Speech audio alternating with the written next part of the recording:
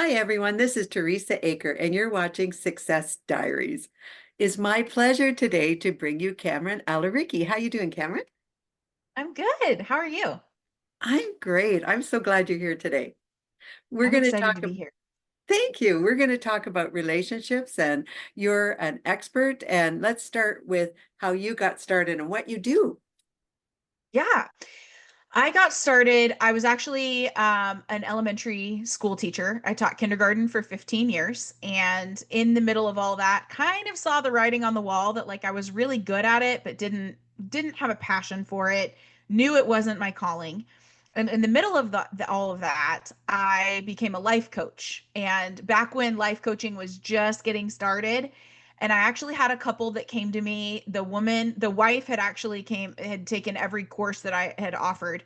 And she came and she said, I need you to coach our marriage. And I said, well, that's not really what I do. And she goes, well, either you do it or we get a divorce. And I was like, okay, well, no pressure. So I went ahead and coached them. They are still together today, 8 years later, doing wonderfully. And I was like, man, I love this. Like this is what I'm really on fire for. So that's what I kind of transitioned into that, and I've been coaching now for 8 years and went full time. Quit teaching the year after COVID, so 4 years ago, and have not even once looked back or been like, oh man, I miss teaching. Nope. So, love what I do. I help couples build thriving marriages off of tools that they can actually start using immediately, not focusing on the past, but really looking at the past and why it's created what we're doing in the present, and then creating something intentional that we can move forward with that creates something that actually we can be proud of and leave a legacy with and inspire others and truly thrive with. I really like that. I really Thanks. do, Cameron. I asked you to come on because I knew had some expertise in that area. And I want to say, you're very calm, so I can see why a lot of people would like to be able to talk to you. But I want to say to you, and we kind of talked at the beginning, I've had marriages, I've had a few, some didn't work out and some did. And as I said to you earlier, although I lost my husband 5 years ago, I had a terrific marriage. There was never a complaint. I mean, I'm serious. If there was a best plus one, he was it. Okay. And it wasn't just him. We worked hard at it. We both came from different marriages and we had children. We each had children. So we had that obstacle. So we had a lot of things to overcome. But now, 5 years later, after he's passed away, and I went through my grieving time, now at this stage of life, I kind of was, I'm not dated and whatever the future brings, it's one thing. But what I wanted to ask you, Cameron, I look at a lot of things on social media and it kind of is a bit scary because when I Yes. dated so many years ago, I don't want to date myself, but it was a long time ago. The man took you out for dinner and wined and dined. You might go out dancing, you might go to a show or whatever you're doing. And the man kind of was the man and the woman was the woman, and it kind of had its own boundaries. And we did that. Now, Mhm. today, the men are still the men and the women are still the women, but totally different ways of viewing the life and relationships. Would you agree with that? I would. Yeah. A lot of situationships going on, a lot of, yeah, just different beliefs and a lot of unhealed people in the world. And so, yeah, there's a lot. It is scary for sure. So let's talk about relationships. Let's talk about you and how you help them. So let's talk about marriages. What would you, in your opinion, what would be today a way that someone can find out, is this really the one for me? What signs can they look for? And what does constitute a really good marriage today? Yeah. So the thing that you have to start with, and this is the thing that everybody is getting wrong, is that everybody is looking for the perfect partner, but they're not focused on being the perfect partner.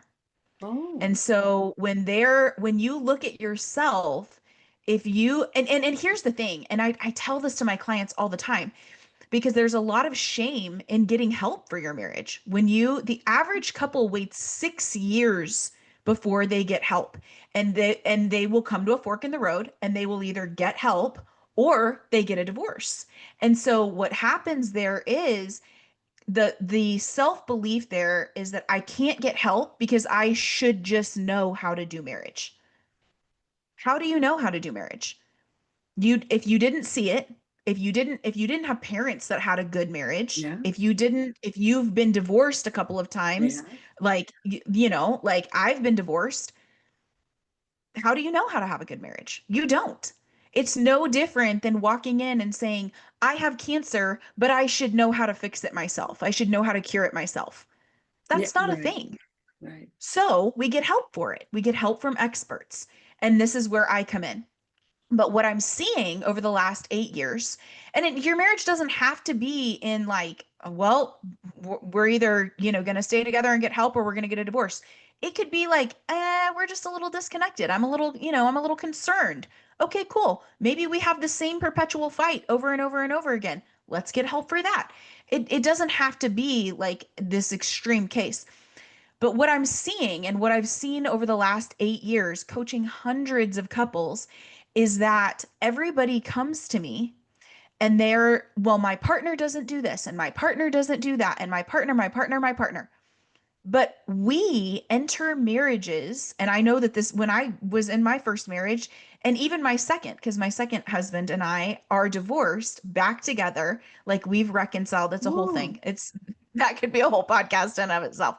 But with all of that, we were not good contestants for marriage. We were not equipped to be married in any of that, because when I got married at 23, right out the gate, which is typically when people are getting married, is in their early, well, now it's like late 20s, but it's still, we have insecure attachments. Yeah, We are anxiously attached, we're a fearful avoidant, we're a dismissive avoidant.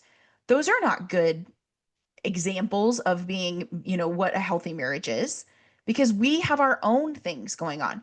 There's also something called emotional sobriety that basically is an overarching theme for your love languages, your apology languages, your attachment styles, and the way that you show up in life and in your relationship. Your relationship is going to trigger you. It is meant to trigger you so that you figure out what it is that you need to grow and what you need to fix in yourself. But when that happens, oh, my partner triggered me, so my partner's the problem. so they're the problem. Not true. Yeah, that's not true though. So my whole stance on marriage and on relationships and coming to a healthy marriage, and in order to pick the right person, in order to have the right partner, you attract what you are. So if you are unhealthy, you have all of these holes in your story, in your life, in your self-beliefs, where maybe you speak negatively to yourself. Maybe you believe that you're not good enough. Maybe you believe that you're never going to be enough. Maybe you believe that there's not enough money in the world. Maybe you believe that you're a failure or that you're stupid. That's a common one too. If you have these self-beliefs, you're going to choose someone who mirrors what Yeah, you are. yeah, So I you're agree. not going to pick the right person because you're not the right person. Oh, that's very profound, isn't it? So you sort of, so that's good. So remember at the beginning before we had the show, I was saying to you that although I had a wonderful marriage, I went through a couple before I got to that marriage Hmm. because I wasn't mature enough. I had Yep. changed in my marriage. I Yep. was a mother and I was growing with my children. And by the time I met my husband, that was just amazing. I had already grown, and so had he, by the way, because he was divorced. And Hmm. we had realized that it's not going to be the fairy tale like the first wedding we Yeah. thought it was going to be. Yeah. And we learned that we're going to have the ups and downs. In fact, I think we were more ready for problems than we were for the good times, which made it a better Probably. marriage, if that makes even sense. Yeah, it absolutely does. It absolutely does. And this is the thing, is that we assume that because we're getting physically older, that maturity is coming with us. Oh, no. That's not true. That's not true. What people don't realize is that when you get into a marriage, you're not fighting the person that's standing in front of you. When you have an argument, you're not arguing with a 33-year-old or a 41-year-old or even a 65-year-old. You're arguing with the person that when like their inner child, when they had their biggest trauma in life. So let's say that was at 12, 13 years old, sometimes even younger, a Yeah, 9-year-old, for example. yeah, You're not fighting with a 33-year-old, you're fighting with a 9-year-old. You're not fighting with a 65-year-old, you're fighting with a 13-year-old. that's right. So the emotional maturity is gained through doing the work, not just because you're physically aging and you've had another birthday. That means absolutely nothing. That's very good. Thank you, Cameron, because you're right. And I've heard a lot about that, certainly read up on a lot about that, our traumas when we're children. And really, we take in everything in life for the first 7 years from other people. So we're actually carrying Mhm. their trauma too. And we Mhm. mix that with our own because we don't understand what's around us. We just are following and emulating what our parents and our siblings do. And then as we get older, you're right, we have our own trauma that gets involved in that. So now all of that is being carried, and we never really resolve it because we get busy with life and busy with ourselves and we don't recognize it. So I agree with all of that, Cameron. What today, so if we recognize that, I guess my question to you is, if we've already gone through a marriage where we recognize that things are a little bit out of control, at what point when you come in, what is it that you do to help their relationship if they're dealing with 6-year-old, 9-year-old, 12-year-old? What do you do without sort of, I guess, offending them, but knowing what to do? Yeah. So with me, the way that I work with couples is that this is the way I like to describe it is that as you're going through life, every time someone is born, they're given an imaginary suitcase. And you take that suitcase throughout your entire life and all of your experiences, your education, your exposures, you're putting all of that into the suitcase. And then let's say you get married. Then you are dumping all of your stuff in the middle of the living room floor. And then you spend the rest of your marriage for however long that is sorting through it and Oh, I like, deciding, do we put this on the wall? Do we shove this in the closet? Do we throw this oh, away? Do we replace this? What do we do with it? Well, then let's say you get divorced. Then, like, it's too hard to sort through all of this stuff. So I'm going to take my stuff and I'm going to leave. The problem is, you're not divorcing who you married. You're divorcing someone who has a hardness of heart, who cares less, and who has dragons coming out of them that they didn't even know existed right, because they're hurt. So they're protecting themselves. So in a huff, you're both packing up your suitcases again, but in the midst of it, you're grabbing some of their stuff, they're grabbing some of yours, you're shoving it in, and you're moving on to the next relationship. right, And right, you're doing the exact same thing, whether you're married or not. The next person that you date, you're going to take some of their ideologies, their exposure, their education, their experiences with you to the next relationship. So if we're not actually going through and looking at those experiences, the thing that I start all of my clients with is really looking at your life. Why do you believe what you believe? Why do you have the religion that you have? Why do you eat the way you do? Why do you shop where you do? Why do you yell at your children? Why do you, I mean, like really looking at your entire life intentionally and then asking yourself, is this what I want? Is this what I really want to do? Do I want to be known as the mom who yells? Do I want to be known as the wife who nags? Do I want to be the people pleaser, but then have resentment for it later? Or would I rather have self respect and simply say no in a kind and gentle manner and then feel good about myself, but also have them fulfill that role with someone who actually wants to be there or wants to do whatever it is they're asking to do? So we really start to uncover and look at why you're doing the things you're doing. And that's really eye opening because a lot of the time it's, well, I yelled because my mom yelled, but I hated it when my mom yelled. yeah, Right. Because we repeat the things that we saw. We live 95% of our lives on autopilot. We don't actually intentionally do the things that we want to do.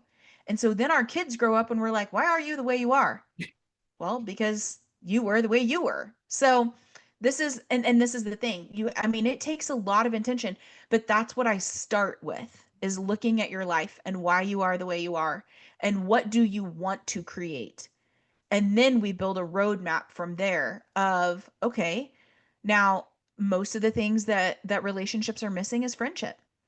We've been told all these things on the internet. And this is the thing, is that if I had one piece of advice for any of your listeners or viewers, you really have to watch who you are listening to, who you are, and that's including the radio, the songs, the television, that whatever you are consuming, it's not just the food or the alcohol or the drinks that you are consuming.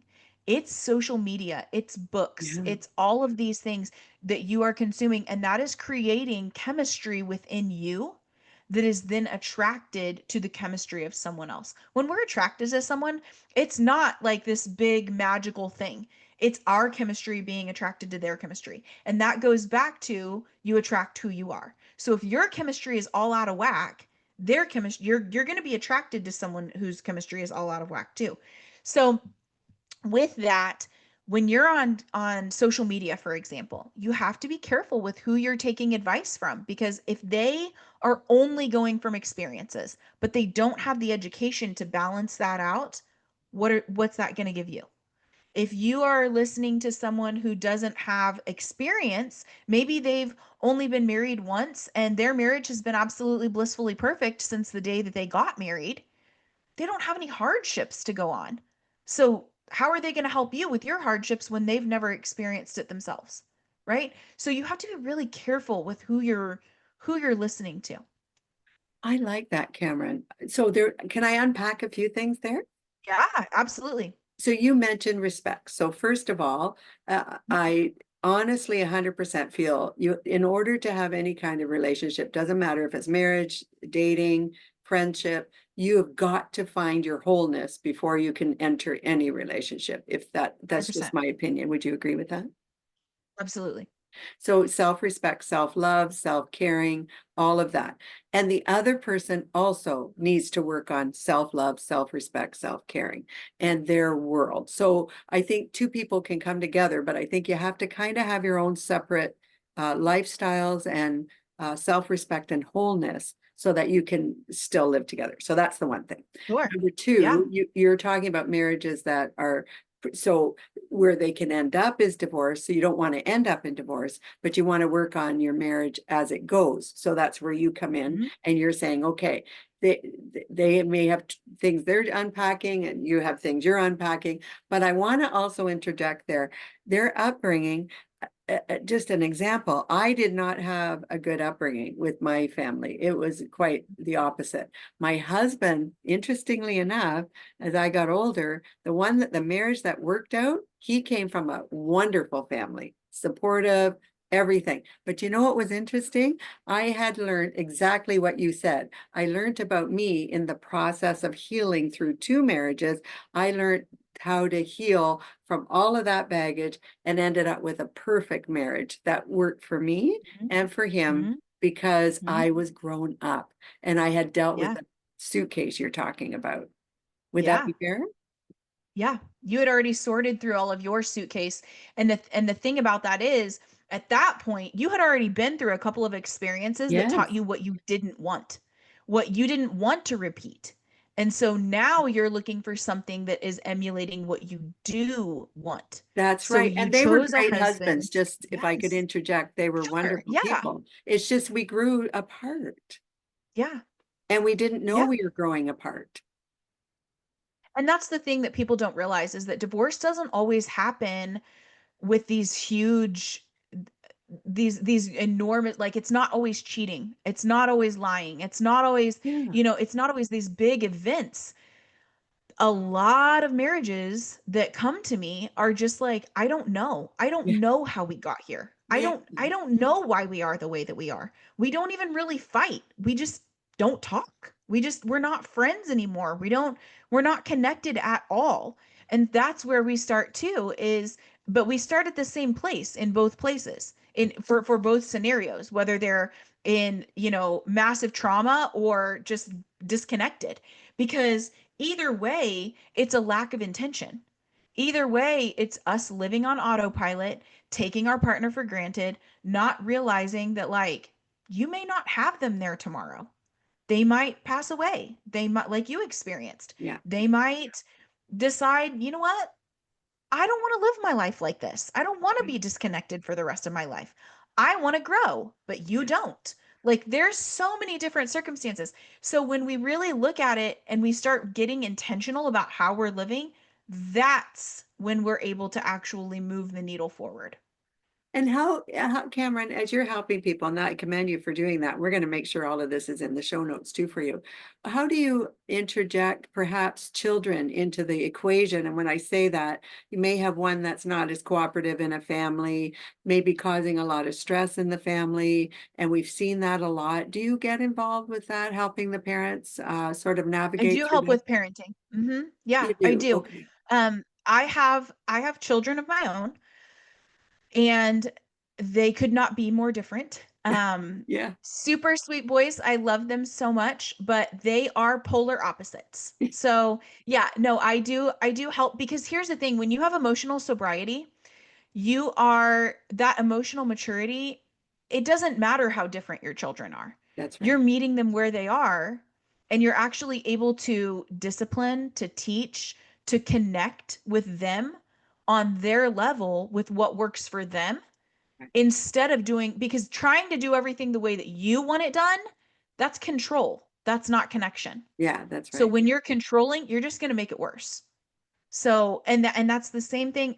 Relationships are relationships. It doesn't matter whether you're looking at a relationship between you and your boss, between you and your partner, between you and your child. You are the common denominator there. So if you're losing your cool and you're not emotionally sober, you're not going to be able to be the calm in the storm. You're going to be the storm in every single relationship that you're in. And I would also add that perhaps the husband and wife, or wife and wife, husband and husband, doesn't matter, the parents of the children, as they are disciplining and being role models, they may have different views of parenting that they also Absolutely. have to come to grips with because they were brought up differently as well. No, Mhm. no two people are brought up unless you're siblings, of course, from the Yep. same parents. So you're going to have an entirely different background that you're raising children, and you have to kind of come together with a way to raise them that you're going to feel confident both of you are okay with this, and they may not be, Cameron. Well, and here's the thing that happens with that is that typically, when that is the case, when you have two parents that are just wildly different views on things, a lot of times what I've found is that you've married this person with basically the same morals and standards that you have. Right. So it's not about a moral or a standard issue. What's happening is that one parent is most likely doing educational research. They're looking at, like, the statistics and what is the healthiest way to raise this child, and what is the Sure. healthiest way to do this, and what should I do? And then you've got another parent that's like, well, that's not how my parent raised me and I'm Right. fine. But they're also not willing to read. They're not willing to learn. They're not willing to do, the classes or the anything like that. They're also not willing to take their partner's influence. It's literally called accepting influence. Oh, So okay. we're not willing to look at our partner and be like, "Okay, you know what? She's done like 35 hours of research on this. Maybe she knows what she's talking about on this, or she has a degree in education and used to be a teacher. Maybe she knows what she's talking about this." Instead, ego gets in the way, and we start to look at it from a prideful stance of, no, I don't believe that. I'm not going to do the research to change my mind. But also, I'm not going to believe you, even though you have done the research. Right. I'm just going to insert my opinion here. And that's exactly what it is. It's an ignorant opinion. Because ignorant, it doesn't mean you're stupid. It means that you've chosen not to educate yourself on this topic. So what I tell my couples that I work with is, if one of you has done the research and the other one isn't willing to do the research, you're going to need to just accept the influence of whatever partner has done the research and has formulated an educated opinion. If you are if you're clashing, if you're not clashing, like keep doing what you're doing. But when you're looking at your partner and they're saying, I think we should vaccinate, for example, and you're like, nope, I wasn't vaccinated, we're not vaccinating. Okay. Well, if you're like that's kind of like you do or you don't. Like that's not really a gray area situation. So in that case, you either have to do the research and be willing to do that as well, or and then come together and talk about it and compromise, or you have to accept their influence if they have done the research. So like it's pretty black and white on those situations. That's pretty good. And you're able to help them with that too. Oh yeah, That's wonderful. I think the idea of a relationship coach today, as opposed to a long time ago, we probably weren't as open to that, Cameron, as today. And I think sure. it's so important. It might even be something to think about even before people get married, is to meet up with Oh, someone for like sure. you, Cameron, Yeah, and say, we're good, we're happy, but we're going about to get into a marriage, and can we kind of unpack that suitcase as you're talking about before sure. those things happen? Would that make sense? Yeah, I do a lot of premarital coaching. And the other thing is that, yeah, when you are um like different generations have different ideas. And it goes back to what I was talking about earlier with that shame of I should just know how to do this or Yes. I don't need help with this. But it's not any different than getting a personal trainer if you are, if you have a big weight loss goal, or getting a nutritionist if you grew up eating cinnamon rolls and sugared cereal for breakfast. And that's not like, and now you're looking at that being like, maybe that's not the healthiest choice, Right. but I don't really know what is. Anytime you have a skills gap in anything, it's best to consult someone who doesn't have that skills gap and who has the education, the experience, and the exposure to help you with that. So, yeah, there doesn't need to be the shame around a marriage coach than what is. I will also say that a lot of people have a hard time with counselors and therapists, and they think that coaching is the same, and coaching is wildly different fundamentally than Okay. therapy and counseling. Therapy and counseling is great. I love therapy and counseling for certain situations, not for relationships. Okay. Namely because 45 minutes a week is not enough time to sit down and unpack that suitcase fully. Okay. Where with coaching, you get support between sessions. Where if you have an argument on Monday night, the worst thing in the world for you to do is to ruminate over it Tuesday, Wednesday, Thursday, and then unpack it Thursday evening in your session. Right. At that point, neither of you actually remembers what has happened because your brain has filled in the gaps with what you think the other person thought or that you think the other person said, but they didn't really say. Yeah. You've added details that didn't even happen because your brain doesn't know the difference between what you actually tell it and what is reality. Like all these different things. And so you need help Monday night. So that's what I offer is that support where you can jump on. It's an app called Voxer. It's like a walkie-talkie where you jump on and say, my husband just did this really boneheaded thing. I don't know what to do, but I'm going to slit his throat. And I'm like, well, let's not do that. Nobody really looks that good in orange. So Yeah. here's what happened, and let's break this down, and here's what you need to do next. Like, and then on Thursday, we can actually move forward where you Oh, don't that's really good. get that in therapy and coaching or And do in you therapy and counseling. and do you do that online, Cameron, or do you go in and see I people? do everything online. Okay, good. Yep. Let's bring it to a fun part here. So, Okay. some of us ladies and men Mm-hmm. who are now Mm-hmm. re-entering the world of dating, Mm-hmm. whether it be a loss of a loved one, which is, certainly very difficult, and as they are ready, they start becoming ready, or maybe it's divorce, and again, you have to go through a healing process, and now you're ready, Sure. or you've never been married, of course, and now you're out in the dating world. Yep. What advice would you give someone now for going back into the dating world? Mm-hmm. Um, well, That's to as a we were big talking about earlier, question. it's an interesting question, but it's also an interesting answer. So it's got a couple of parts here. The first thing is make sure that you are whole and healed. Make sure that you are secure, that you don't have an insecure attachment style, that you are solid and you have a solid foundation in who you are. Because like we were talking earlier, it's really easy to get sucked into that. Well, this person says to do this, and this person says to do that, and this person says, that a man shouldn't pay and that you should go Dutch on the first date. And if that's not what you believe in, then no, that's not, no. But also it comes down to expectations. Know what you expect of your partner and make sure that you have the self-respect to stand firm in that. Because if you're typically someone who is easily swayed, or you're a people pleaser and you don't believe in going Dutch on the first date, for example, you're going to get to that date. And then that's where the clashes start of like, well, I thought you were going to pay. Well, I thought we were going to split the bill. And then it's like, oh, okay, well, I didn't. And then you start to make concessions. Okay, well, you know what? You're right. That's not a red flag. That's actually on me because I didn't say anything. No, you have to know what your red flags are, what you're going to stand for, what you're not. That's first. Second is if you are in the dating world right now, you're going to need a lot of patience and you're going to need um, really good FBI skills.